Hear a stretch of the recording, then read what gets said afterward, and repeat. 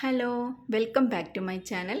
അങ്ങനെ നമ്മുടെ ഓണാഘോഷമൊക്കെ കഴിഞ്ഞല്ലേ. ഇതിപ്പോൾ ഞാൻ ഓണത്തിനെടുത്ത 1-2 ഫോട്ടോസാണ് കേട്ടോ ഇവിടെ ഷെയർ ചെയ്തത്. അപ്പോൾ ഞാനിന്ന് വന്നിരിക്കുന്നത് എൻ്റെ ലഞ്ചിൻ്റെ വിശേഷങ്ങളായിട്ടാണ്. എൻ്റെ ചോറ് റെഡി ആയിട്ടുണ്ട്. പിന്നെ സൈഡിൽ ചെമ്മീൻ കറി റെഡി ആവുന്നുണ്ട്. ചെമ്മീൻ കറിയൊക്കെ മാങ്ങയിട്ട് വെച്ചാൽ നല്ല ടേസ്റ്റാണല്ലേ. ഇവിടെ ഇപ്പോൾ മാങ്ങയൊന്നും ഇല്ലാത്തതുകൊണ്ട് ഞാൻ സാധാരണ പുളിയിട്ടിട്ട് തന്നെയാണ് കേട്ടോ വെച്ചത്. ഇതിപ്പോൾ വെണ്ടക്ക മെഴുക്കുവരട്ടിക്കാണ്. ഇതുപോലൊരു പാൻ വെച്ചിട്ട് കടുക് പൊട്ടിച്ചിട്ട് പിന്നെ ഒരു 4-5 അല്ലി വെളുത്തുള്ളി ഇട്ട് കൊടുക്കുന്നുണ്ട്.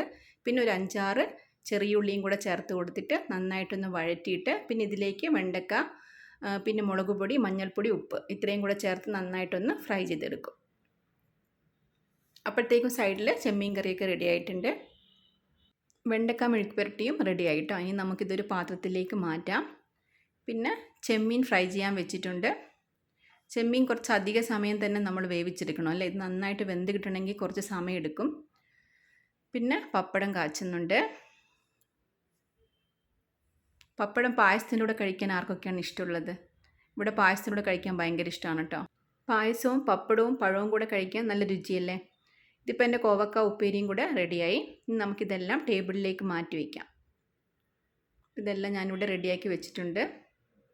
ഇതിപ്പോൾ ഞാൻ അന്നുണ്ടാക്കിയ അച്ചാറാണ്. നല്ല രുചിയായിട്ടുണ്ട്. ഇപ്പം കുറേ ദിവസമായില്ലേ ഉണ്ടാക്കിയിട്ട്, ഇപ്പോഴാണ് നല്ല ടേസ്റ്റ് വന്നത്. അപ്പോൾ ഇതൊക്കെയാണ് ഇന്നത്തെ എൻ്റെ വിശേഷങ്ങൾ. അപ്പോൾ താങ്ക്സ് ഫോർ വാച്ചിങ്.